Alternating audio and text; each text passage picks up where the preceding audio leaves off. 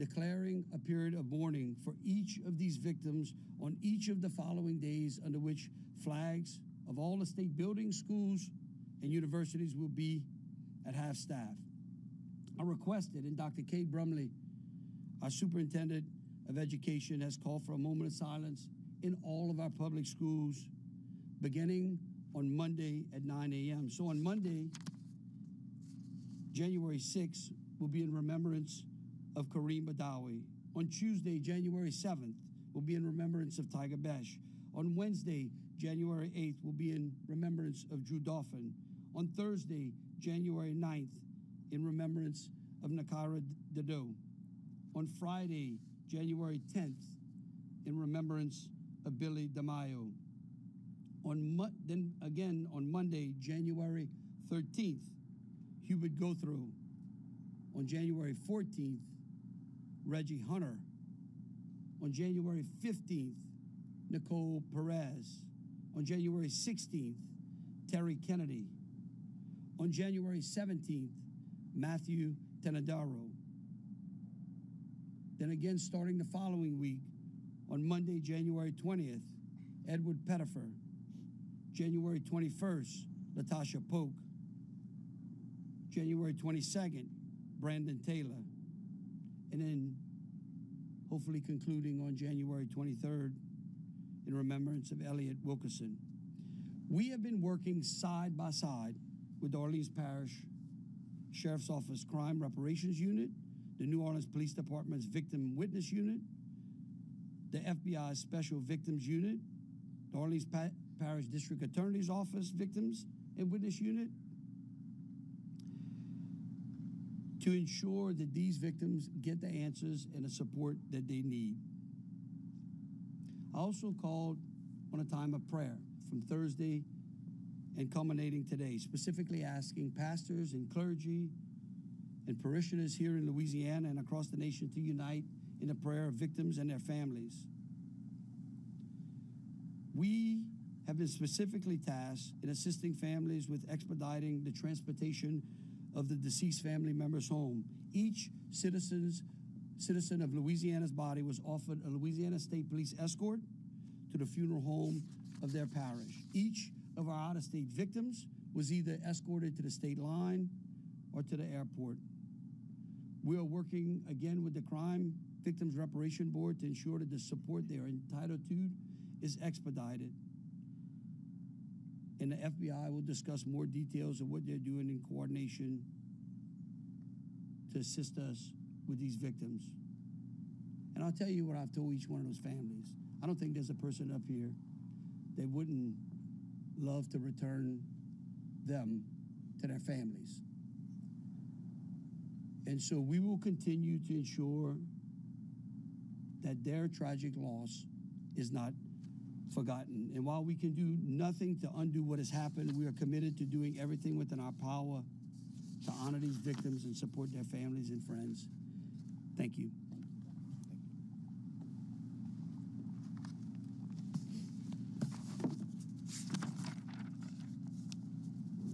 Good morning. Thank you for being here today with the FBI and our partners. Today, in the interest of transparency, we're going to give you the latest update on the FBI's investigation into the Bourbon Street attack on New Year's Day. First and foremost, as the governor has already done, I know I speak for the FBI and all of the first responders involved in this when I say we do this for the victims and their families, even though we know that nothing we do will take away their pain and grief. What we can and are doing is investigating every detail of this attack to find answers. We are leaving no stone unturned. Before I turn it over to FBI New Orleans SAC Lionel Murthel, I'm going to talk a little bit about the overall global and national counterterrorism threat, as I think it's important to understand that those threats as it relates to what went on New Year's Day here in New Orleans. Make no mistake, protecting the American people from terrorism remains the FBI's #1 priority. The threats from international terrorism, domestic terrorism, and state-sponsored terrorism are complex and persistent. And notably, they are all simultaneously elevated.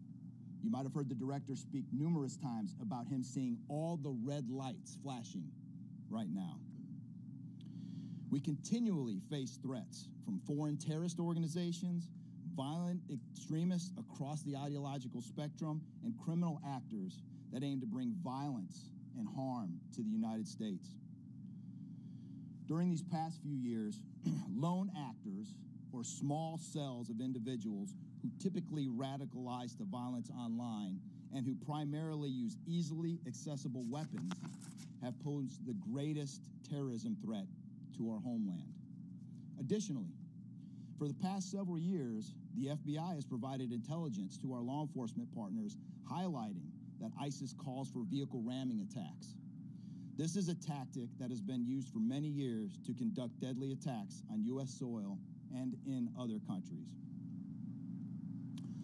Lone actors, as you all I'm sure know, are aware, present a particular challenge to law enforcement and intelligence because they are difficult to identify, investigate, and disrupt, especially when their radicalization and communication with other like-minded individuals happens online, as is believed to be the case with the New Orleans attacker, Shamsuddin Jabbar.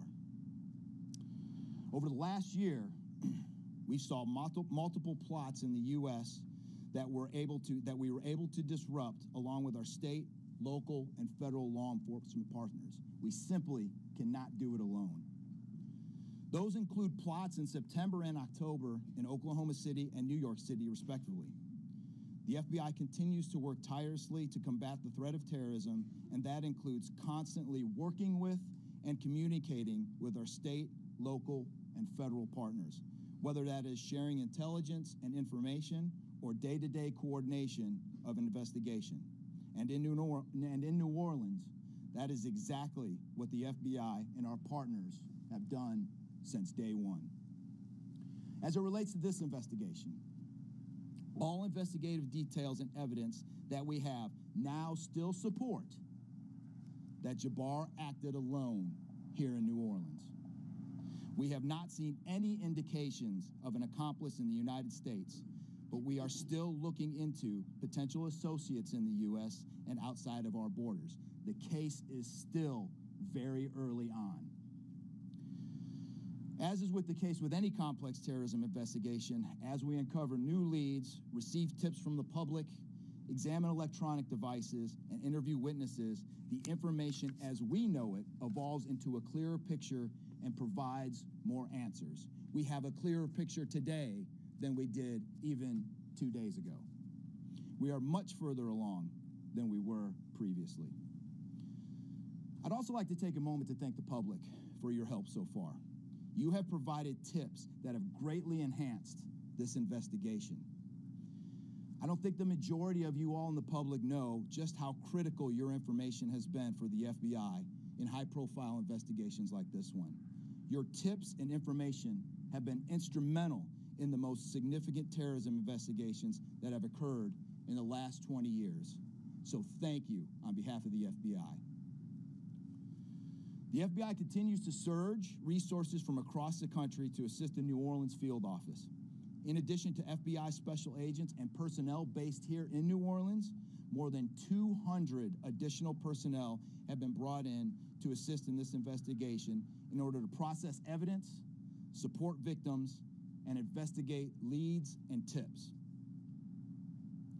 Personnel support includes, as I stated a few days ago, special agent victim specialists, evidence technicians, specially trained crisis management personnel, and intelligence analysts. Additionally, the entire counterterrorism division at headquarters, along with other headquarters divisions, and the FBI's critical incident response group, including our hostage rescue team, continue to work around the clock supporting New Orleans and the other field offices involved in this investigation. We are not done investigating. In fact, our work has only begun. The FBI will continue to dig in and investigate to learn all that we can about this despicable attack on behalf of the victims and for their loved ones. Now, I'd like to turn it over to SAC Lionel Murthel, who's going to go into more specifics of the investigation. Lionel.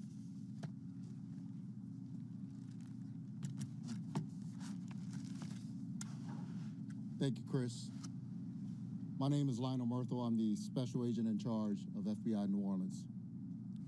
I want to thank you and the hundreds of other FBI personnel and our partners with our local, state, and federal agencies who've been working tirelessly beside us.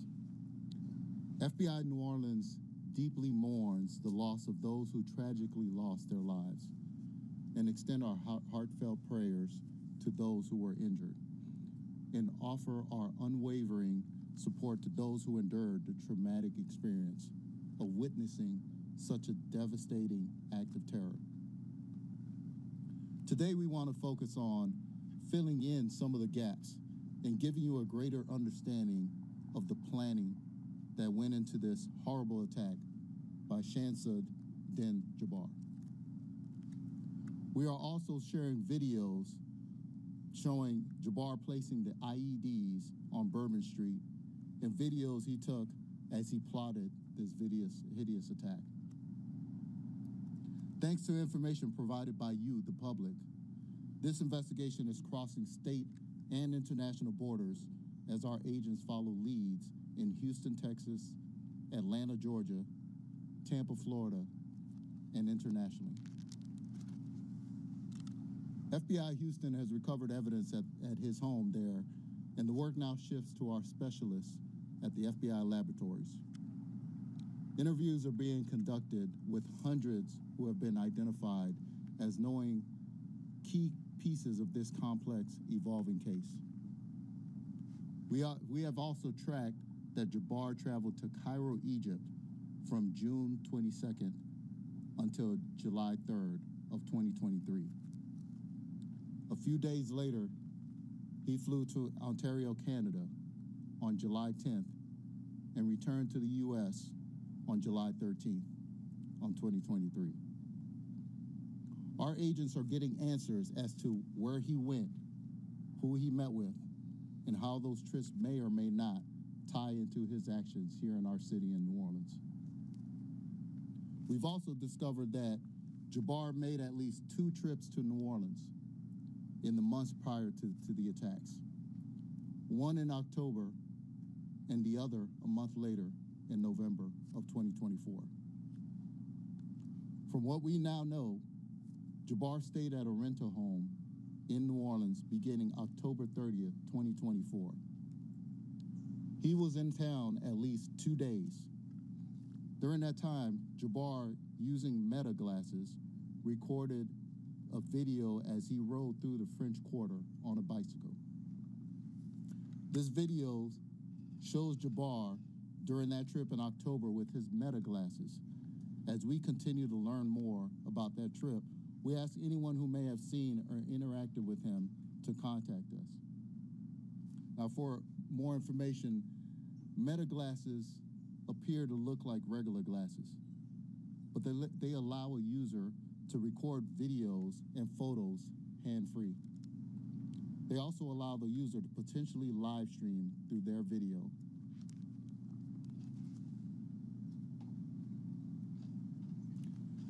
Jabbar was wearing a pair of Meta glasses when he conducted the attack on Bourbon Street, but he did not activate the glasses to live stream his actions that day. Thanks to information that is coming in from the public, we now know Jabbar was here in New Orleans also on November 10th. But we are still piecing together the details of that trip. Moving closer to the day of the attacks, Jabbar is seen on December 31st at one of multiple gun stores he visited in Texas, leading up to the attack. As we go through the timeline, times we provide are approximate. Jabbar then stopped at a business in Texas where he purchased one of the ice chests he would later use to hide the IEDs. Jabbar is estimated to have entered Louisiana on December 31st, 2024 at approximately 2:30 p.m.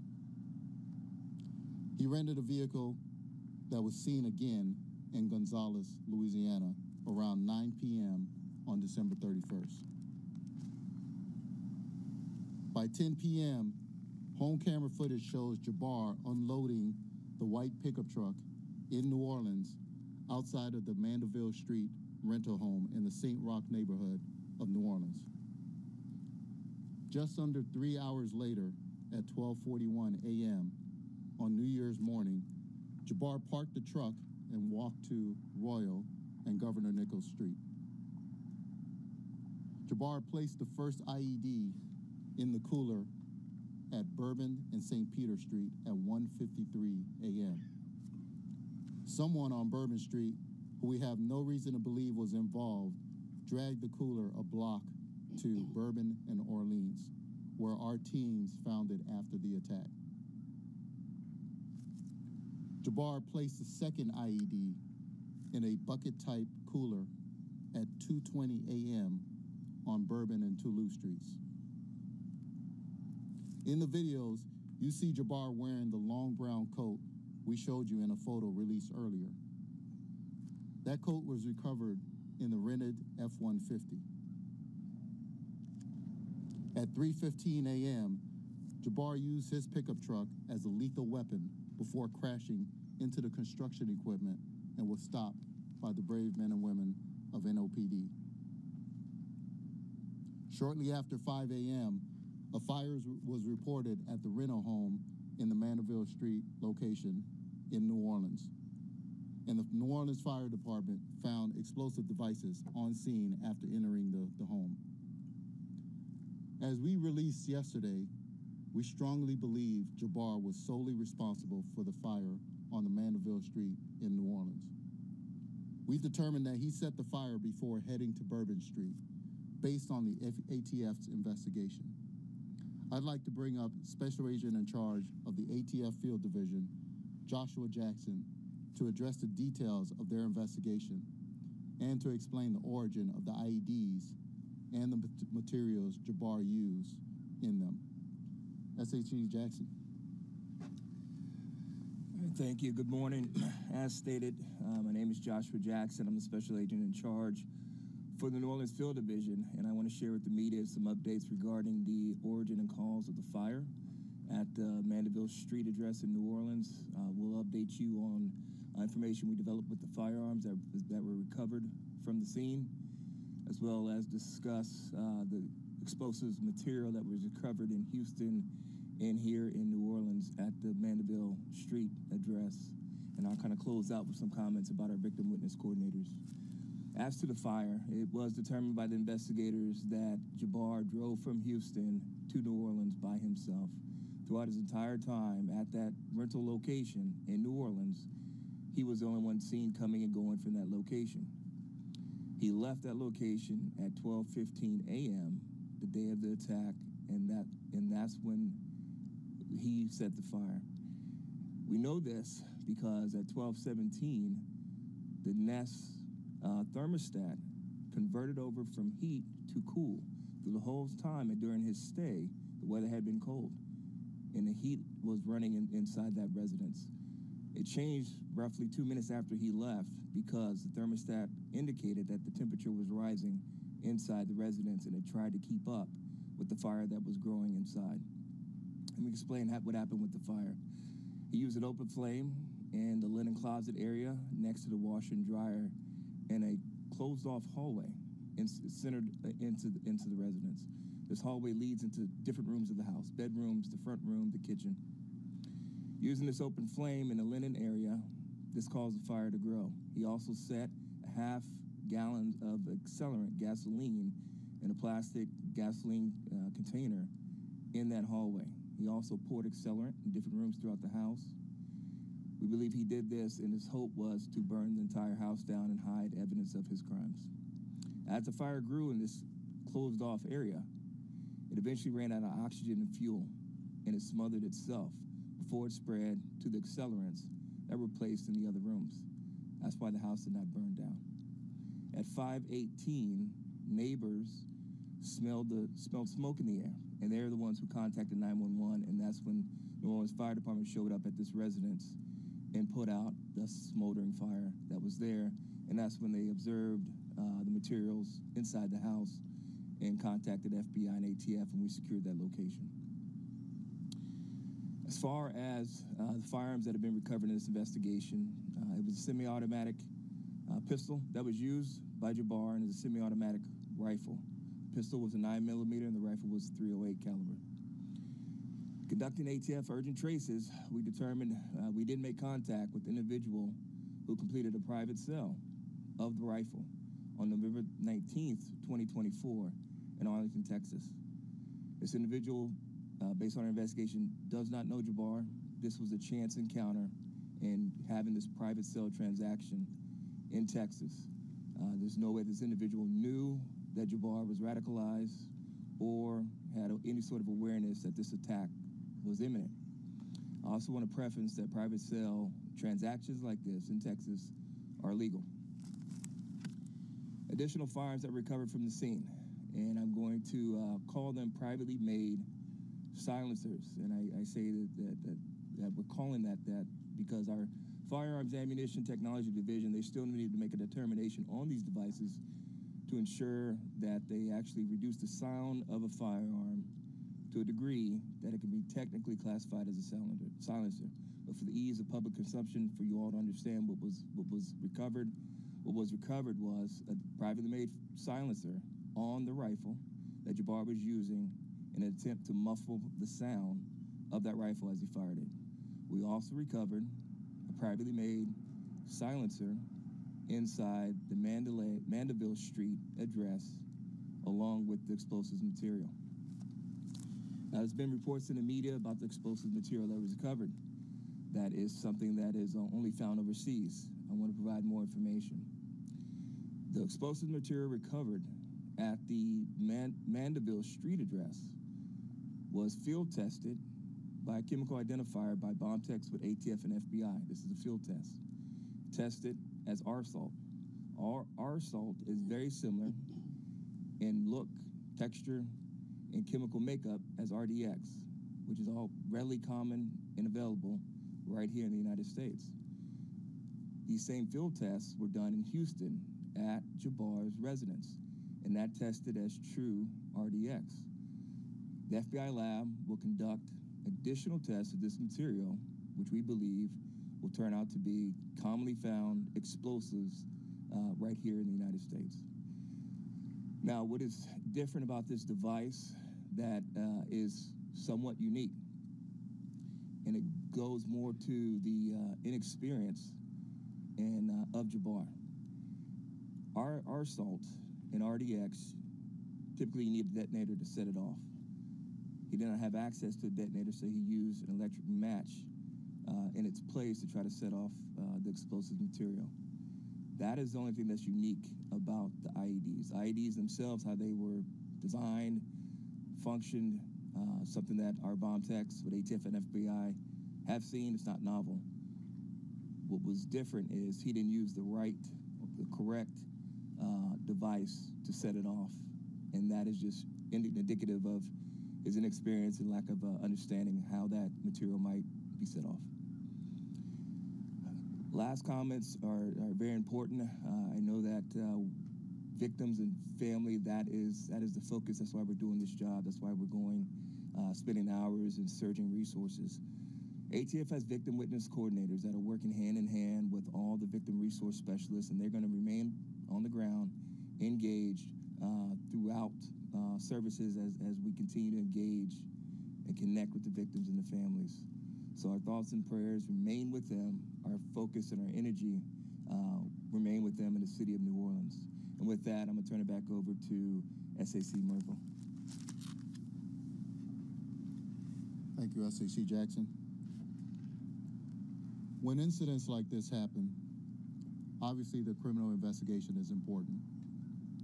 But the FBI never loses sight of the devastating impact on victims and their families. Helping them navigate the unthinkable is a task that we take on with a number of local, state, and federal partners. It's a task that started within hours of the attack. The work done by these professionals is done behind the scenes, as to not re-traumatize the people who did not ask to be part of this dark day in history. Today, our victim services response team and those very important partners are opening a family assistance center, which is a centralized location where victims and their loved ones can receive in-person information and assistance. St. Martin de Porres Catholic Church on Elysian Fields has graciously offered space for our professionals to provide services and also return hundreds of personal items left at the scene of the attack. We started the process of returning these items within 1 day of the attack, knowing it's crucial to reunite these precious items to their loved ones. The Family Assistance Center will open at 1 o'clock this afternoon and offer services until 7 p.m. It will then begin operating Monday through Friday from 9 a.m. until 7 p.m. until we are certain we have provided everything we can to help those who need it. I want to say thank you again to the community, to our city, and to the victims and their loved ones. We cannot change what happened, but we are working tirelessly to determine how and why this happened here. At this time, I would like to invite Mayor LaToya Cantrell to the platform.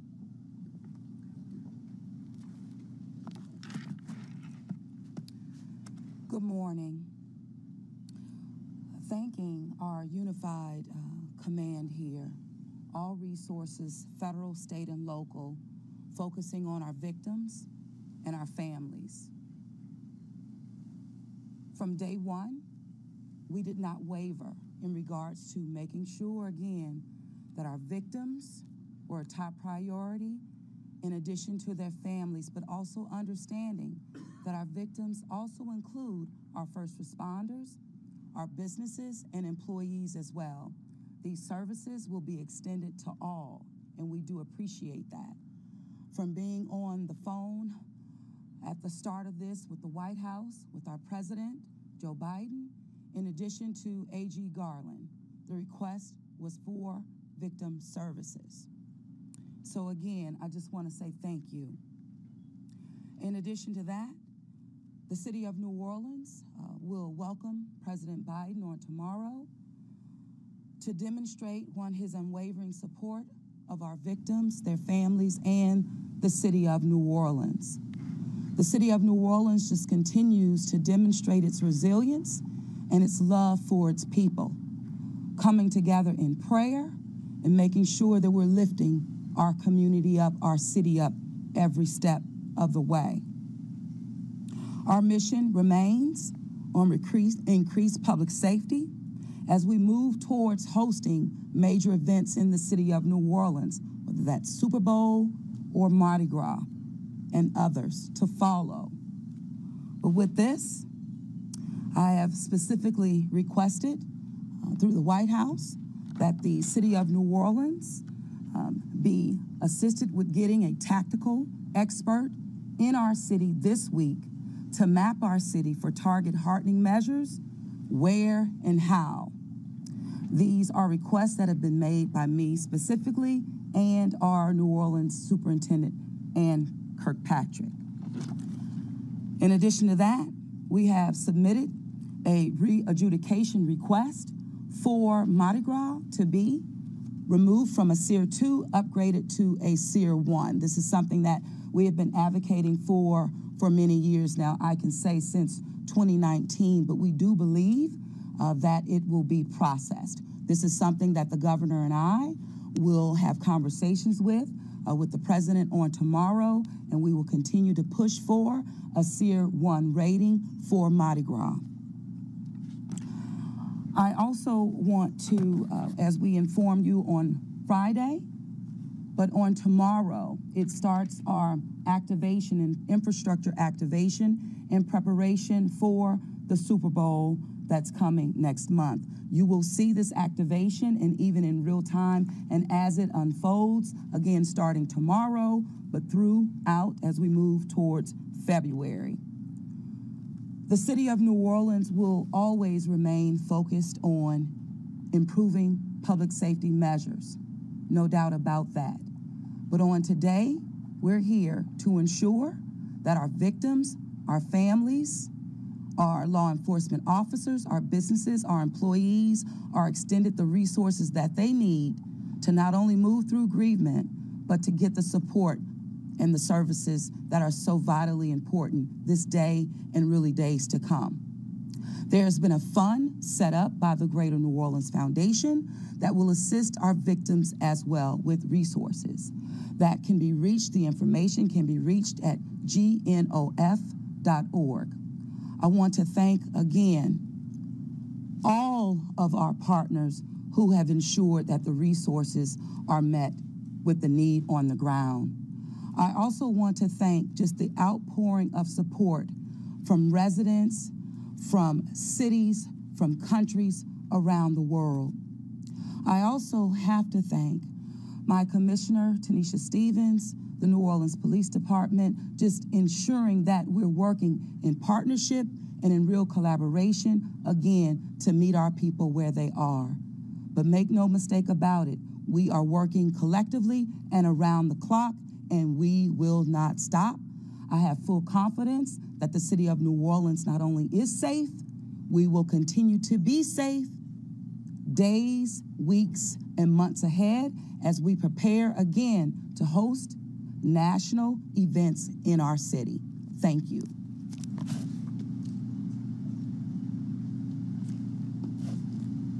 Thank you, Mayor. We want to sincerely thank the public for all the information we've had so far. And again, encourage anyone who may have interacted with Jabbar to call us at 1-800-CALL-FBI or send digital tips to www.fbi.gov/Bourbon Street attack. At this time, we will take questions. Right here on the right. Maddie Kurth with Fox 8 here. Mayor Cantrell, this is regarding looking forward to security upgrades for big events, including Super Bowl. It's being reported that those new bollard systems that will be brought to Bourbon Street are not strong enough to stop an attack like that of New Year's Day. First of all, is that true? And if so, are there plans to revise that before the game?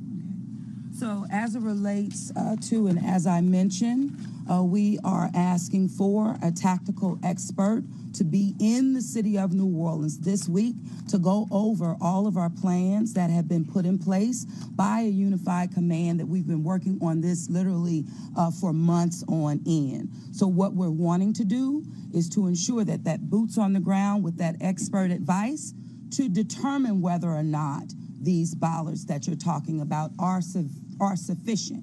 We're also asking if they're not, we're looking for, okay, how and what and where do they need to be placed? So this is a work in progress, and we're committed to doing everything necessary to ensure public safety measures, hardening target areas in preparation not only for Super Bowl, but for Mardi Gras as well. So is there no way for the city to know now if that new upgrade would be strong enough to stop an attack like this? So what I will say is that an expert opinion is something that will assure us that what we're installing meets the need, but if not, we're not stopping there. But what we do know is that the bollards that are being placed now is a part of the Super Bowl package, and the installation has been nearing completion and will be completed in weeks to come. Now, the thorough assessment that I'm asking for will determine if, in fact,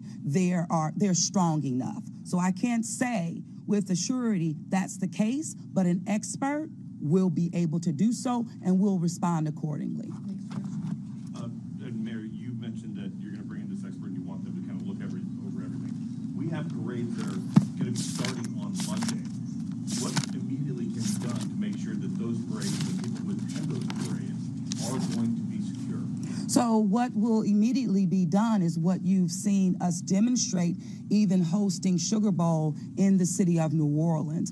Hardening target areas is something that we will continue to do and deploy our assets accordingly. Including the pass of these parades that are going to be happening on Monday? Absolutely. I mean, this is about making sure that all assets are deployed strategically, again, to harden any target areas for public safety. We know we demonstrated that for Sugar Bowl. We'll continue to demonstrate that in preparation for parades, Super Bowl, as well as Mardi Gras. Thank you. Right here. Kathy Parker with NBC News. I have a question more so on the investigation and the images that we just saw. Specifically with the meta glasses, where were the glasses recovered, and did Jabbar wear them during the entire timeline of the attack?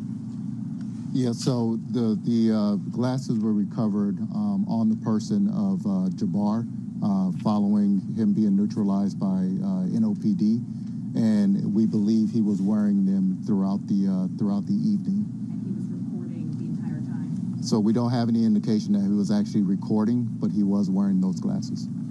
Just a quick follow-up question. You mentioned there were other cities, Atlanta, Tampa. Can you dive a little bit deeper as to why those cities were mentioned? Yeah, so Houston, Texas, of course, is where Jabbar resided. We are looking at his travel within the United States. So he has traveled to areas within the Atlanta area as well as areas within the Tampa area. And of course, excuse me? Could there be more arrests? We don't, at this time, we don't have any indication if there will be any additional arrests, but there are also potential witnesses, potential individuals that may provide information at these locations. So at this point, we do want to make sure that we are speaking to all those individuals where he may have visited. CNN. Regarding the trip to Egypt, do we know whether it was the first time that he traveled throughout the country? Did he have any family or acquaintances that would explain the trip, or do we know at this point who he met with? Yeah, at this time, we're still trying to determine the answers to that. That is exactly what our priority is for those international trips. Essentially, we're looking at who has he encountered during those trips? Who is he meeting with? Where has he traveled while in those specific countries? And whether or not any visits to those countries may or may not have any indication as to the reasons behind this attack in our city. And if I could follow up, do you know at this point whether he received any financial assistance from anybody to be able to finance that trip? In other words, is it probably too early to rule out that he might have gotten assistance from a group or a foreign entity? Yeah, at this time we can't determine whether or not he received any assistance. We do know that he was employed, and at the time of his attack, but at this point we can't rule out whether or not he received any type of assistance.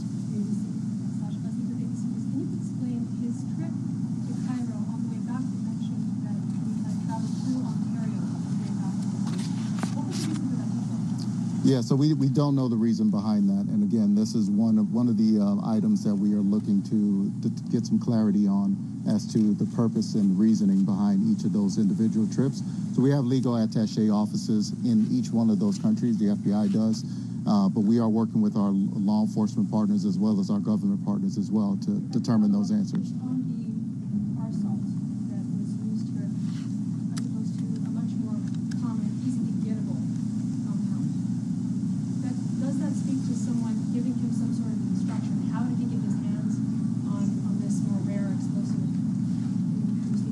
Yeah, I'll defer that question to SAC Jackson. Yeah, so again, this is a field test that was done in the field, right? So all this material is going to be tested at the FBI lab. We believe when the chemist and the lab examines the material, it would be true RDX. RSOT is not as common as RDX, but there's precursor materials at the house in Houston where he made this material. So the field test is preliminary. Let the FBI lab confirm the material. But again, these materials are available here.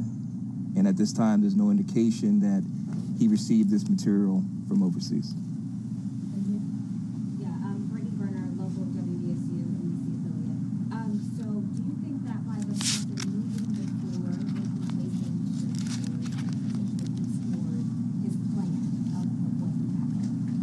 Yeah, I have no indication if that either deterred his plan or not. We do know that those individuals appear to be unwitting as to what was inside the coolers when they were moving the coolers or looking inside the coolers. But we don't have any indication that whether or not that deterred his plan. And as a follow-up, you initially had said that it was other people who believed to be a part of this. I know you said that you have no reason to believe that now. So you don't believe the person, whoever moved the cooler or anything was in regards to this? We don't have any indication that the individuals that moved the cooler were accomplices or witting individuals.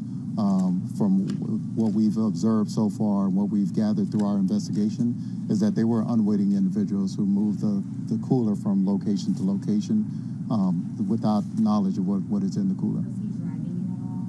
Like, do you think he was driving it, like, as far as it being motorized of some sort? No, the cooler was not motorized. The cooler was a standard square. There were two coolers, standard square cooler, as well as a circular ice cooler as well. Right here? Mike Burlstein, WWL Louisiana. I have a question and a follow-up if I could. The first question is, you mentioned electronic match instead of some kind of standard detonator.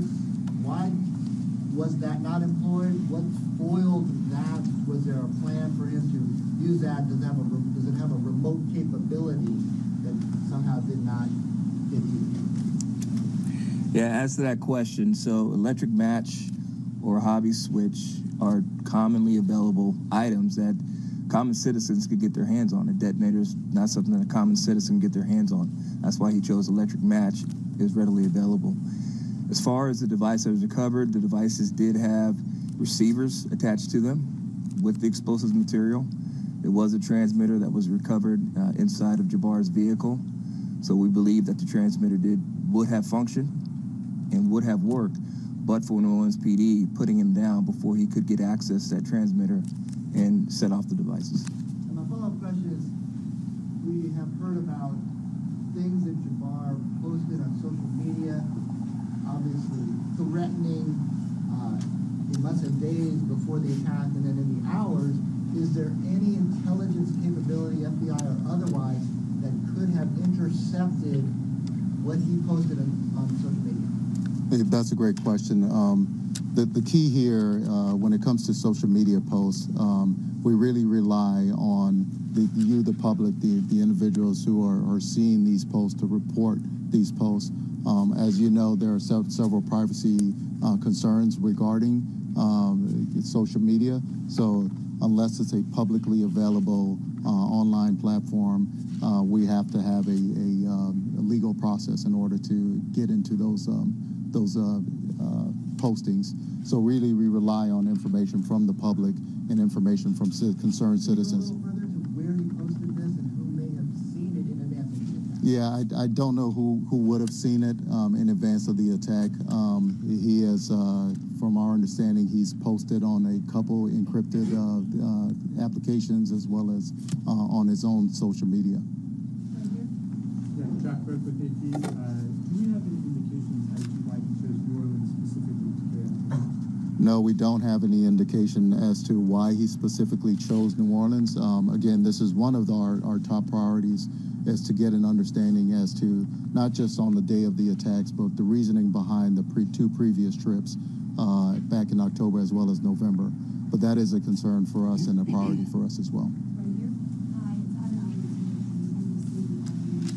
I just wondered if there was any indication, obviously you discussed the fire in Mandeville around about 5 o'clock. If you had any idea why he waited till 3 a.m. to carry out the attack? No, I think the timeline is this. So what occurred was he left the Mandeville street address in New Orleans at 12:15 a.m. Right before he left the residence, he already used an open flame to start a fire in the linen closet. The fire is burning. And we know that because the thermostat converts from heating the home to cooling the home, even though it's cold outside. And it's trying to compensate for the temperature in the house elevating from the fire being inside. The fire extinguished itself at some point after that because it was put in a closed area where it ran out of oxygen and fuel, and it smothered itself. At 5:18, a neighbor down the street, smelled smoke in the air, and that's when they called 911, and the fire department showed up, and then we all went over there at that point. So the timeline is, he said it at 12:15 when he left. It lit and it went for some time. It smothered itself at some point after 12:17, and when the fire department arrived, they put out the smoldering fire. One more question. Is it possible to know, just to follow up to that, I mean, it's safe to say that he would have written more havoc sooner than 3 a.m. You don't have any idea why he waited those few hours and leaving the house unattended to arrive in the 24. No, the way that accelerants were placed around the house, his intention was for the whole house to go up. It could have been, it could have been a distraction. You know, he's not here to explain himself on that, but it could have been done as a distraction to have resources ushered that way. But again, the way that the accelerant was set up in the house, in the different rooms, the intent was for the fire to spread and then eventually engulf the whole house. Thank you very much.